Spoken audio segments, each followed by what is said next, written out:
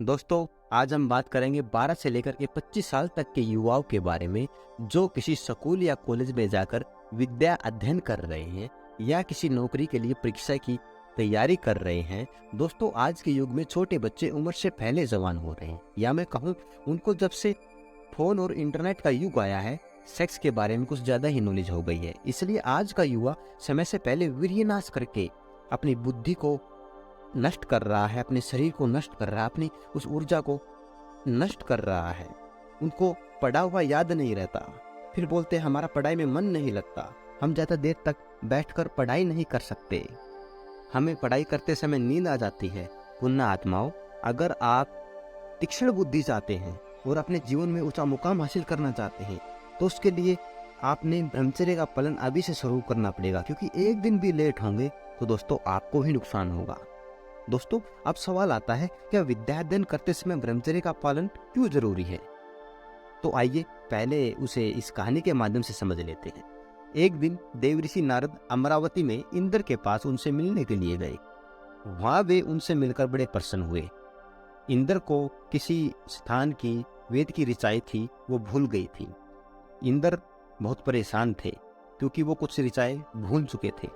अंत उन्होंने चतुरता से पूछा कि अमुक स्थान की ऋचा कैसे है। इस पर नारद जी ने सस्वर उन मंत्रों का पाठ कर सुनाया।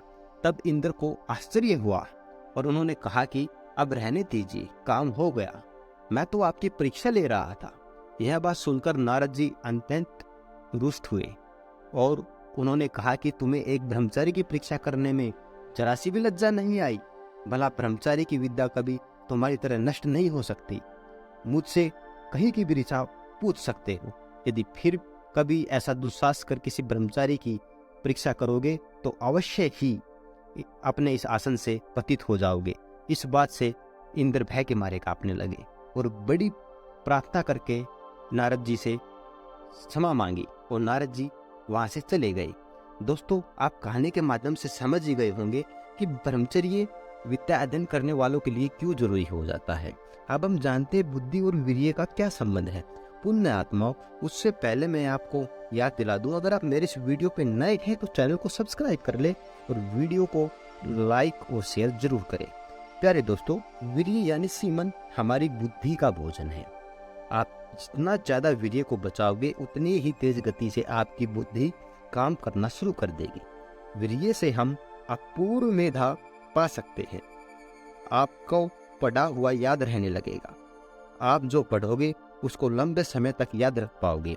अगर ब्रह्मचर्य का पालन करते हुए पढ़ोगे तो आपको कभी सिर दर्द की समस्या नहीं होगी, क्योंकि वीर्य हमारी बुद्धि का भोजन है। इसमें वो सभी पोषक तत्व, विटामिन, मिनरल्स मौजूद है जो हमारी बुद्धि के लिए आवश्यक होते हैं। जितने भी बड़े वैज्ञानिक हुए, दार्शनिक हुए, ऋषि मुनि हुए, सबने ब्रह्मचर्य को ही बढ़ावा दिया है।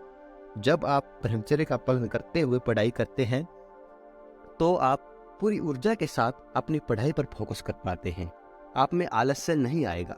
हमारे जितने भी बड़े ऋषि ब्रह्मचारी थे तभी वो बड़े बड़े रहस्य के जानकार हो पाते थे, क्योंकि वो ब्रह्मचर्य का पालन करते थे और मोक्ष को प्राप्त होते थे।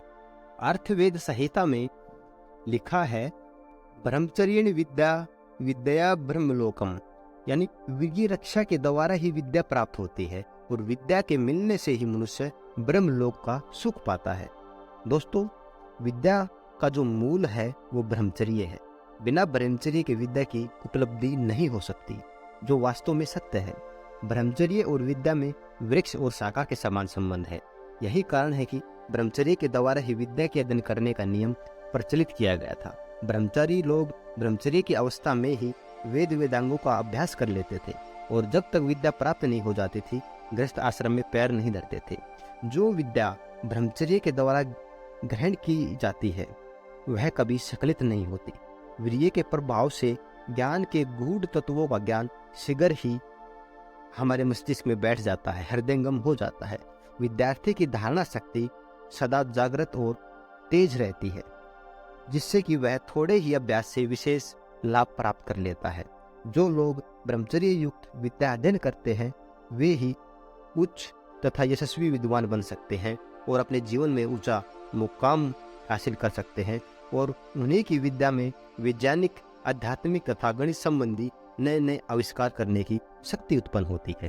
तो दोस्तों, आज का था मेरा ये वीडियो, आपको कैसा लगा? अगर आपको वीडियो पसंद आया है तो चैनल को सब्सक्राइब जरूर कर ले और